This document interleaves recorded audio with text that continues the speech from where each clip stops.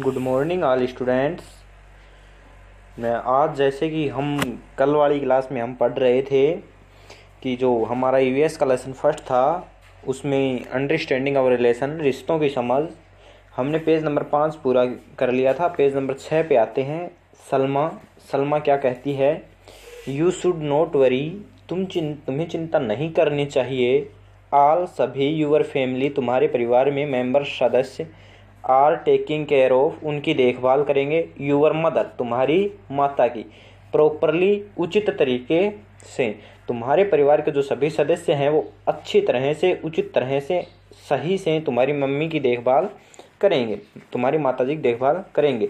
You will see will be all right in 2 और 3 days, तुम जल्द ही देखोगी कि 2 या 3 दिन में वो ठीक हो जाएंगी।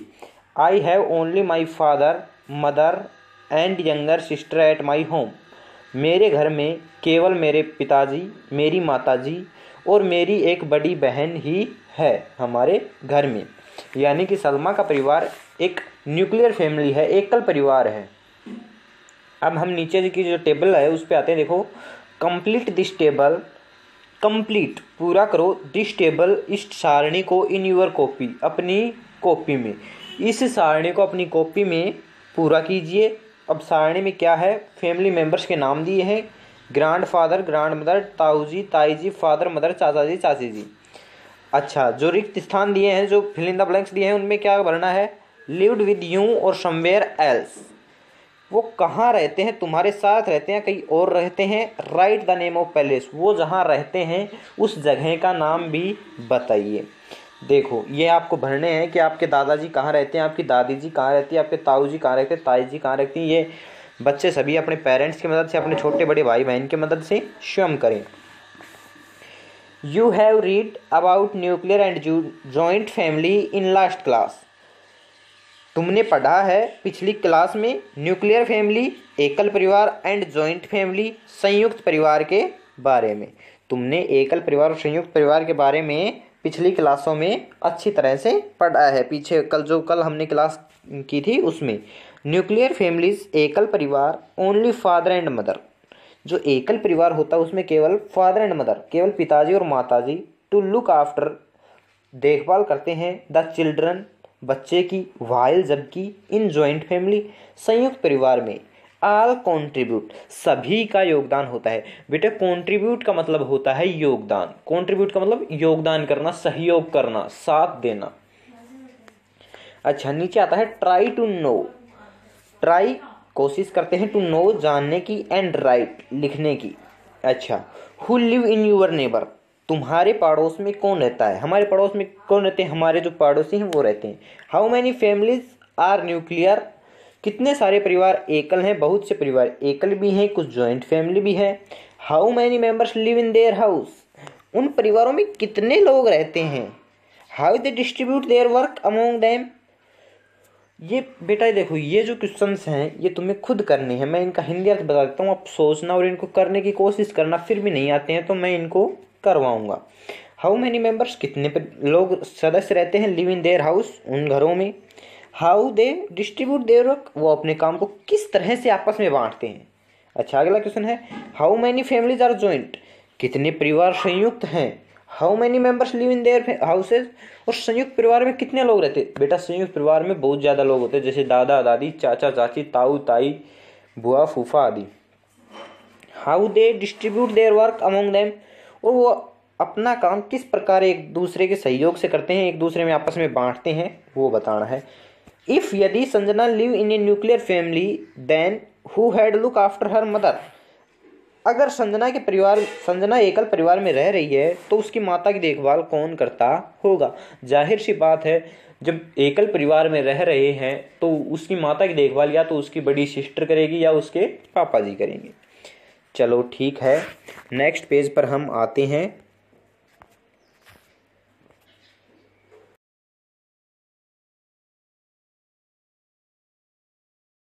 हाँ तो बेटा देखिए, जो नेक्स्ट हमारा पेज नंबर 7 है उसकी शुरुआत करते हैं। Generation tree of family, generation मतलब होता है पीढ़ी। जैसे हम, हमारे पापा के पापा, हमारी माँ की माँ, ये होती है जनरेशन, पीढ़ी। पीढ़ी दर पीढ़ी, ट्री ऑफ फैमिली। हमारे जो परिवार की जो पीढ़ी है वो एक पेड़ की भांति है। जैसे Sanjana made the generation tree of her family, Sanjana ने मेड बनाया ए जनरेशन ट्री, एक पीढ़ी को दर्शाने वाला एक पेड़ ऑफ हर फैमिली, अपने परिवार का। जैसा कि नीचे दिया हुआ है, देखो नीचे चलते हैं। संजना हरसेल्फ, संजना खुद है। उससे ऊपर जगदीश, उसके पापा जी का नाम दिया है जगदीश, ब्रैकेट में है फादर। उसके ऊपर जैसे चलते हैं तो आता है मोतीलाल, ब्रैकेट में है ग्रैंडफादर। यानी मोतीलाल जो है वो क्या है, संजना के दादाजी और जगदीश के पिताजी। और उसके बाद है अलंदाराम, जो कि क्या है, ग्रांड पेरेंट्स, यानी संजना के परदादाजी। उसके बाद देखो बगल में संजना हरसेल्फ, संजना की जो मदर है, ऊपर दिया है रितु, ब्रैकेट में दिया है मदर, यानी संजना की माता कौन है, रितु। रितु के ऊपर है कमला, जिसके ब्रैकेट में है ग्रांड मदर, यानी कि दादी जी। तो संजना की दादी जी का नाम क्या है, कमला। उसके ऊपर है धापूबाई, ग्रांड मदर, यानी परदादी जी।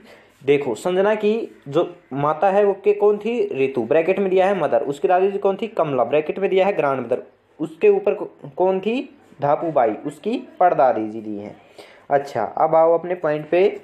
नाउ अब you should also make, no अब यू शुड तुम्हें बनाना चाहिए, आल्सो तुम्हें भी, मेक बनाना चाहिए, the generation tree of your family.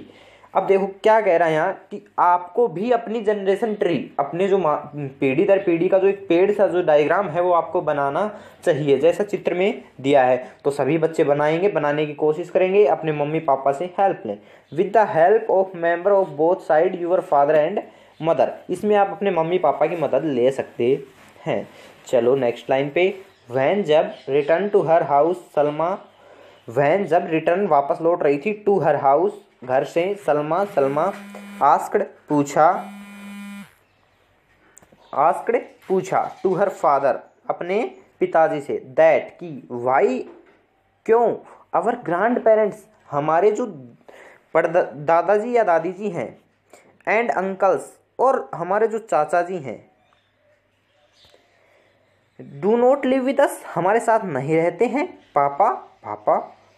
अच्छा, जब क्या कह रहा है, जब सलमा अपने घर लौट रही थी तो घर पे आके उसने अपने पापा जी से पूछा कि पापा जी हमारे जो दादाजी दादी जी हैं और हमारे जो चाचा हैं वो हमारे साथ क्यों नहीं रहते। Why you shift to city, तुम शहर में क्यों आ गए, from far of our family हमारे परिवार से दूर। Can not you work in your village, क्या तुम तुम्हारे जो गांव है वहाँ काम नहीं कर सकते। अच्छा, थिंक एंड टेल, सोचो और बताओ। What did Salma's father reply to her, what क्या डिड होगा सलमाज फादर, सलमा के पिताजी ने, रिप्लाइड उत्तर, टू हर उसे, सलमा के पिताजी ने सलमा को क्या उत्तर दिया होगा। नाउअडेज कुछ दिन पहले, फैमिलीज आर माइग्रेटिंग परिवार का आवास चेंज होना। देखो माइग्रेट मतलब होता है प्रवास, एक स्थान से दूसरे स्थान पर जाना।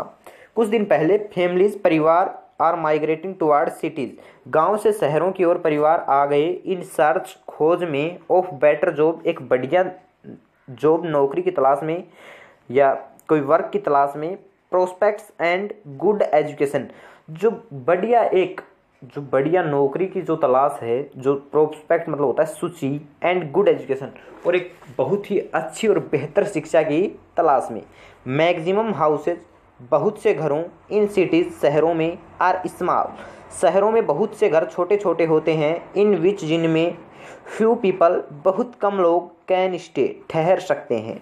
That is why joint families are converting into nuclear families, that is why यही कारण है, जॉइंट फैमिली संयुक्त परिवार, आर कन्वर्टिंग होता है बेटा बदलना, टूटना या एक रूप से दूसरे रूप में ढलना।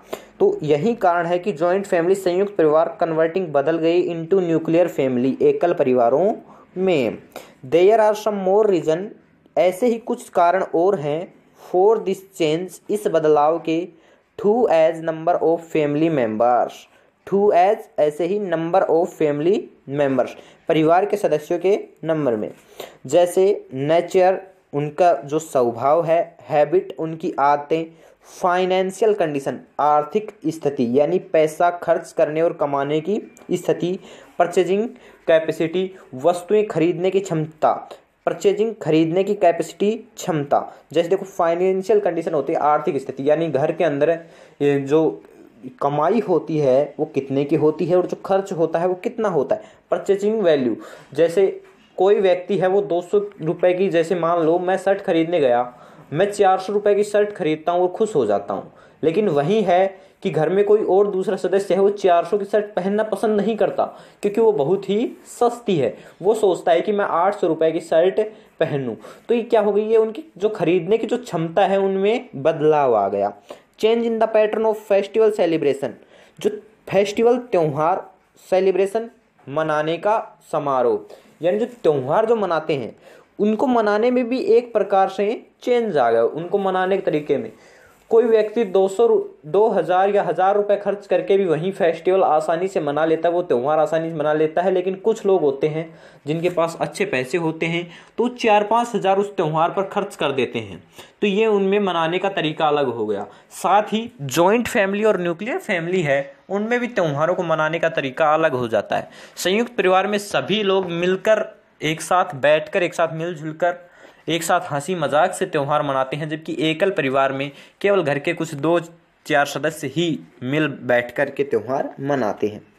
डिस्कस एंड डिस्क्राइब, विचार विमर्श कीजिए। What are the reason of making nuclear family, क्या कारण था कि एकल परिवार बनते चले गए। What is the difference between joint family and nuclear family, जो संयुक्त परिवार है और एकल परिवार है उसमें क्या अंतर है। What changes are occur in the pattern of festival celebration with change of time, समय के साथ साथ त्योहारों को मनाने में क्या क्या बदलाव आए हैं। मेक ए टेबल, एक टेबल बनाइए। इन यूर कॉपी, अपनी कॉपी में। एंड राइट, और लिखिए। व्हेन, जब। You go to your relative, जब तुम तुम्हारे जो रिश्तेदार हैं उनके घर गए थे। एग्जाम्पल, उदाहरण। इफ़ नेसेसरी, आवश्यक हो तो। ऑन फेस्टिवल और नेवर, अब त्योहारों पर गए थे या कभी नहीं गए थे। चलिए तो इसी के साथ अब हम आते हैं नेक्स्ट पेज। अच्छा बेटा, अब हम आ गए हैं नेक्स्ट पेज नंबर 8 पे। ऊपर जो सारणी दी गई है वो अपने जो मम्मी पापा हैं उनकी मदद से या घर में कोई भी बड़ा भाई बहन है उसकी मदद से बनाएं। अगला आता है एडेप्शन। सारणी के नीचे आया है एडेप्शन। एडेप्शन मतलब होता है गोद लेना। वंस, एक बार। संजना एंड सलमा, संजना और Salma. Went to a garden, एक बगीचे में गए। फॉर पिकनिक, पिकनिक के लिए। इन रेनी डेज, बरसात के दिनों में। एक बार संजना और सलमा बगीचे में गए पिकनिक मनाने बरसात के दिनों में। दे इंजॉयड, उन्होंने खूब मज़ा किया। द गेम्स, खेल का। एंड फूड, और भोजन खाया अच्छा। विद, के साथ। फेलो फ्रेंड्स, अपने दोस्तों के साथ। इन गार्डन, बगीचे में। वाइल, जबकि। दे वर ईटिंग देयर क्लासमेट, जब वो खाना खा रहे थे। देयर क्लासमेट, अपने जो सहपाठी हैं उनके साथ। तो मोहन आस्क्ड टू योगी, मोहन ने योगी से पूछा। To whom you bring with you, to whom, किसे। यू ब्रिंग, लाए हो, तुम लाए हो। विद यू, तुम तुम्हारे साथ किसे लाए हो। तो योगी कहता है she is my younger sister, यह मेरी बड़ी बहन है। मोहन ने कहा आई हैव नेवर सा हर बिफोर, मैंने नेवर कभी नहीं, सा देखा, हर इसे, बिफोर पहले, मैंने पहले तो इसे कभी नहीं देखा। सडनली, अचानक। फ्रॉम वेयर सी केम, अचानक यह कहाँ से आई। योगी कहता है she is new to our house, यह हमारे घर में नई है। माई पेरेंट्स, मेरे माता पिता। एडेप्ट हर, इसे गोद लिया है, मेरे माता पिता ने इसे गोद लिया है। She is just like me, यह मेरे ही जैसी है। फॉर माई पेरेंट्स, मेरे माता पिता के लिए। Hans, she is my sister, इसलिए ये मेरी क्या हुई, बहन हुई। I like her very much, मैं इसे बहुत ज़्यादा पसंद करता हूँ। She walk with me and copied me too, यह मेरे साथ चलती है और मेरी नकल भी करती है, मेरे जैसे ही व्यवहार करती है। टू गिव देना, लीगल कानूनी, प्रोटेक्शन टू रिलेटिव। प्रोटेक्शन क्या होता है, जैसे लीगल प्रोटेक्शन कानूनी अधिकार या कानूनी हक देना। टू रिलेटिव्स अपने संबंधित, जैसे हमारे जो संबंध किससे हैं, रिलेटिव हमारे मम्मी पापा जैसे हमारे संबंध है वो क्या है, हमारे रिलेटिव, हमारे चाचा चाची। और other childs is called adoption. देखो, टू गिव देना लीगल प्रोटेक्शन एक कानूनी हक, टू रिलेटिव्स अपने संबंधित लोगों से, और अदर चाइल्ड दूसरे बच्चे को, इज कॉल्ड एडॉप्शन। जब कोई जो गार्जियंस है वो किसी दूसरे बच्चे को एक कानूनी रूप से अधिकार दे देता है कि वह उसके संबंधित है, तो क्या कहलाता है, वो गोद लेना कहलाता है। थिंक एंड टेल, सोचिए और बताइए, हाउ डू यू फील, तुम कैसा महसूस करोगे, व्हेन जब यूं तुम live in a nuclear family, जब तुम एकल परिवार में रहोगे, and your mother go out for 2 or 3 days, जब तुम्हारी माताजी 2 या 3 दिन के लिए तुम्हारे घर से दूर चली जाती हैं। डिस्कस अबाउट, विचार कीजिए अबाउट के बारे में, द गवर्नमेंट जो सरकार है, एडेड स्कूल, आश्रम, हॉस्टल्स, जो गवर्नमेंट जो स्कूल हैं, आश्रम हैं, जो हॉस्टल वगैरह हैं, फॉर ऑर्फेंस अनाथ बच्चों के लिए, ऑर्फेंस होता है बेटा अनाथ बच्चों के लिए, विद यूअर टीचर तुम्हारे टीचर की सहायता से, who is alike home. Sanjana and her sister Pinky went to their mama's marriage with their mother. Sanjana और उसकी बहन पिंकी वेंट गई टू देयर मामाज मैरिज, उसके मामा की शादी में, विद देयर मदर उनकी माँ के साथ। देयर मौसी वाज आल्सो कम देयर, उनकी मौसी जो थी वो भी वहाँ आई हुई थी। She had a small daughter, उनके पास उनकी एक छोटी बच्ची थी। उनकी इन हर आर्म्स, उनकी हाथों में, उनकी जो गोद थी, गोद में थी। लुक मदर, देखो मम्मी जी, हाउ ब्यूटीफुल सी इज, यह कितनी सुंदर है। छोटी बच्ची के लिए कह रहे हैं कि यह कितनी सुंदर है। हर नोज इज लाइक नानी, इसकी जो नाक है वो इसके नानी जैसी है। आईज आर लाइक चाचा जी, और जो आंखें हैं वो चाचा जी की आंखों जैसी दिखाई देती हैं। फेयर कलर, जो सफ़ेद जो साफ रंग है, इज लाइक ग्रैंड फादर, जो साफ रंग है वो इसके दादाजी जैसा है। Her brother face colour is whitish, इसके भाई का कलर सफ़ेद जैसा है। देखो, ये पेज नंबर 8 पूरा हो गया। अब हम चलते हैं पेज नंबर 9 की ओर।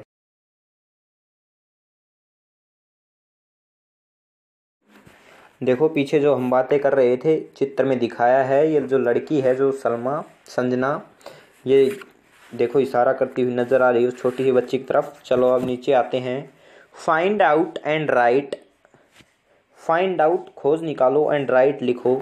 विच are your physical characteristics match to your family members. Which are your physical, which कौन सी, यूअर तुम्हारी, फिजिकल शारीरिक। बेटा फिजिकल का मतलब होता है शारीरिक, कैरेक्टरिस्टिक्स विशेषताएं, तुम्हारे शरीर की कौन सी विशेषताएं मैच मिलती जुलती हैं टू यूअर फैमिली मेंबर्स, तुम्हारे परिवार के किसी सदस्य से।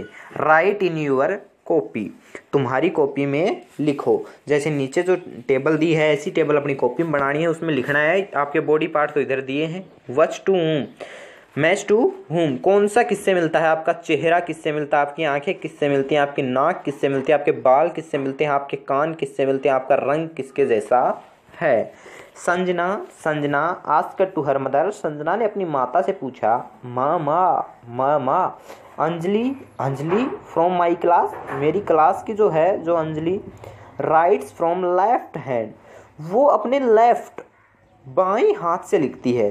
But her hand writing is very beautiful, mummy जो माँ हमारी क्लास की जो अंजलि है वो बाएं हाथ से लिखती है, लेकिन जो उसकी जो हैंड राइटिंग है, हस्तलेख है, हाथ की लिखाई है, वो बहुत ही सुंदर है।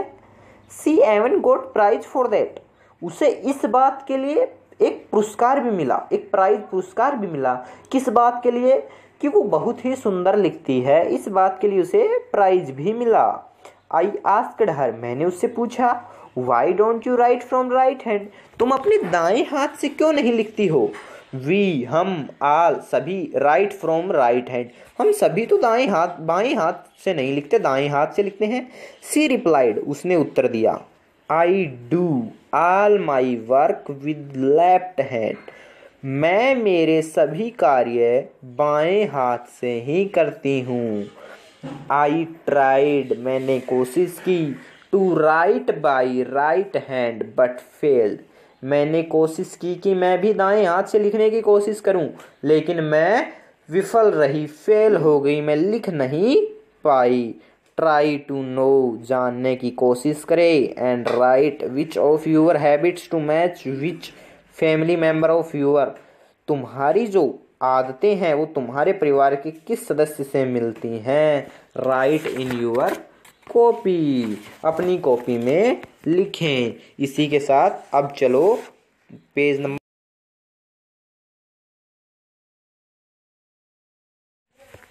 देखो टेबल दी गई है। हैबिट्स, टॉकिंग स्टाइल, बात करने की स्टाइल, वॉकिंग स्टाइल, चलने की style, posture of sitting and standing, बैठने और खड़े रहने की स्टाइल।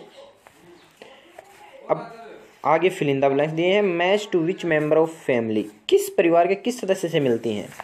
अच्छा नीचे देखो अब बाऊ, द फिजिकल करेक्टरिस्टिक, फिजिकल मैंने बताया शारीरिक, करेक्टरिस्टिक मतलब विशेषताएं ऑफ चिल्ड्रन, जो बच्चों की जो शारीरिक विशेषताएं हैं, match to physical characteristic of their parents and grand parents, वो उनके जो माता पिता या दादा दादी हैं उनकी शारीरिक विशेषताओं से मिलती जुलती होती हैं।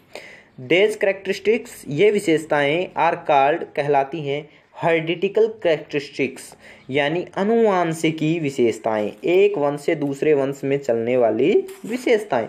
Children got some of their characteristics by the nearby atmosphere, children बच्चों की got some of their characteristic, बच्चों में कुछ विशेषताएं आती हैं बाई के द्वारा, द नियर बाई एटमोसफेयर, अपने आसपास के वातावरण की, विच आर नॉट हेरिडिटिकल, जो अनुवांशिक नहीं है। कह रहे बच्चों में कुछ विशेषताएं तो अपने दादा दादी मम्मी पापा से की शारीरिक विशेषताओं से आती हैं, लेकिन कुछ विशेषताएं होती हैं जो उनके जो परिवार में नहीं मिलती हैं।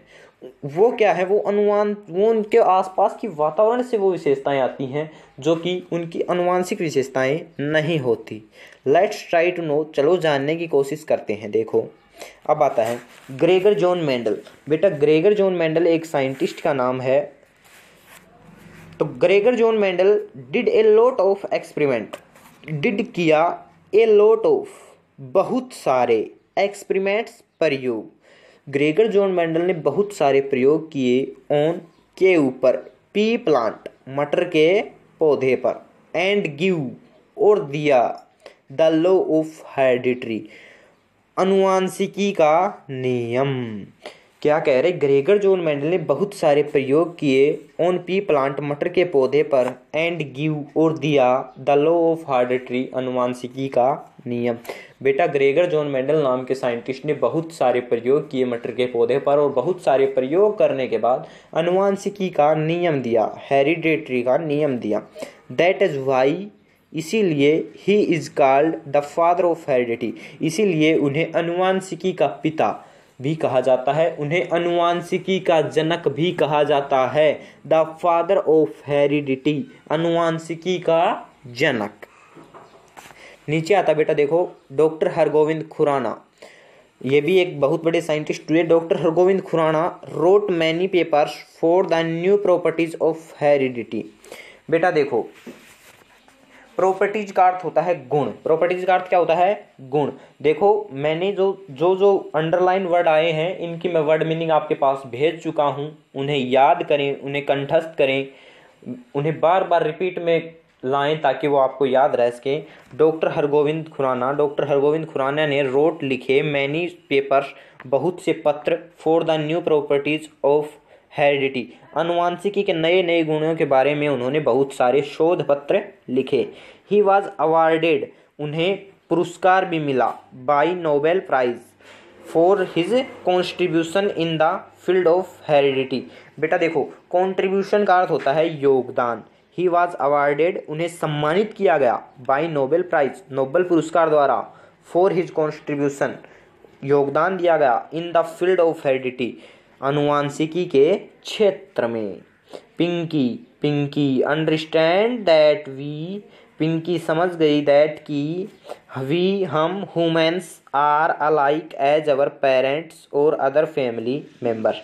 पिंकी समझ गई दैट कि हम ह्यूमन्स, जो हम व्यक्ति हैं, जो हम मानव हैं, are alike as our parents, हमारे माता पिता जैसे ही होते हैं, दिखाई देते हैं, और अदर फैमिली मेम्बर्स, और हमारे परिवार के अन्य सदस्यों जैसे होते हैं या दिखाई देते हैं। बट लेकिन सी वांट्स, वह चाहती थी, टू नो, जानना, दैट की, इज दिस प्रॉपर्टी, यह गुण, आल्सो एग्जिस्ट्स इन एनिमल। बेटा एग्जिस्ट मतलब होता है जीवित रहना, कि या रहना, जीवित रहना, दोनों ही कह सकते हो आप। जैसे देखो, सी वांट, वह जानना चाहती थी, टू नो, वह जानना चाहती थी, दैट की, क्या यह गुण जानवरों में भी उपस्थित होता है, जानवरों में भी निहित रहता है।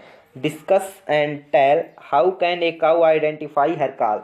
एक गाय अपने बछड़े को कैसे पहचानती है? बेटा एक गाय अपने बछड़े को सूंघकर या चाटकर पहचानती है। Smell and how can your mother identify you in so many people. तुम्हारी माँ तुम्हें बहुत सारे बच्चों में भी देखकर कैसे पहचान लेती है? देखकर पहचान लेती है बेटा। Exactly every living organism has the properties of its ancestor. देखो बेटा, ऑर्गेनाइज मतलब होता है जीव, एनकेस्टर मतलब होता है पूर्वज। एग्जैक्टली पूर्ण रूप से, एवरी लिविंग ऑर्गेनिज्म, प्रत्येक जीव जो जीवित है, प्रत्येक जो जीव है जो जीवित है, हैज़ द प्रॉपर्टीज, उसे गुण मिले हैं, ऑफ इट्स एनकेस्टर, अपने पूर्वजों से। बेटा पूर्वज होते हैं हमारे ग्रैंड पेरेंट्स, जैसे हमारे दादाजी दादी जी, पापा मम्मी, परदादा परदादी, वो क्या कहलाते हैं? वो हमारे पूर्वज कहलाते हैं बेटा। एवरी लिविंग ऑर्गेनिज्म, जो जीव जीवित है, हैज़ द प्रॉपर्टीज, गुण रखता है, और वो गुण उसे उसके पूर्वजों से मिले हैं। But some properties are different too, लेकिन कुछ जो गुण होते हैं वो भिन्न होते हैं। Even twins child have their own individual properties, जबकि ट्विंस जुड़वा बच्चे हैव रखते हैं देयर ओवन, उनके खुद के, इंडिविजुअल व्यक्तिगत प्रॉपर्टीज, अपने खुद के व्यक्तिगत गुण या विशिष्ट गुण। जो जुड़वा बच्चे होते हैं वो अपने विशिष्ट गुण रखते हैं। इसी के साथ बेटा हमारा जो लेसन 10 है वो कंप्लीट हो गया, और जो पेज नंबर 11 है उस पर आप देखेंगे, there are so many reason for nuclear and joint families. यहाँ बहुत से कारण हैं जिसके कारण संयुक्त परिवार और एकल परिवार बने हैं। The rule of all family members are different in nuclear and joint family. सभी जो परिवार के सदस्य होते हैं उनके नियम अलग अलग होते हैं, चाहे वो अलग अलग एकल परिवारों में हो या जॉइंट परिवारों में। सम पीपल, कुछ लोग एडेप्ट, गोद लेते हैं, द चिल्ड्रन, बच्चों को, and take care of them, और उनकी देखभाल करते हैं। Gregor John Mendel is called the father of heredity. Gregor John Mendel अनुवांशिकी के जनक कहलाए। Doctor Hargobind Khorana had awarded by the Nobel prize for the determination of new properties in the field of heredity. Doctor Hargobind Khorana को सम्मानित किया गया Nobel prize के द्वारा for the determination of new properties in the field of heredity, अनुवांशिकी के क्षेत्र में नए गुणों की खोज करने के कारण। बेटा इसी के साथ अपना लेसन फर्स्ट है वो कंप्लीट हो जाता है। और मैं आपको बताना चाहूँगा कि अगर वीडियो से एक बार में समझ में नहीं आता है तो वीडियो को दोबारा देखें, और वीडियो की जो स्पीड है उसको कम करके भी आप वीडियो देख सकते हैं, और फिर उसको धीरे धीरे समझने की कोशिश करें। जैसे जैसे मैं चलता जा रहा हूँ मेरे साथ साथ बुक में चलते जाएं, और साधारण सी बात है, अपने मम्मी पापा की मदद लेते रहें, वर्ड मीनिंग याद करते रहें, और जो क्वेश्चन आंसर हैं इनको करने की कोशिश करें, नहीं तो फिर मैं करवाऊँगा। ठीक है, इसी के साथ ओके, धन्यवाद।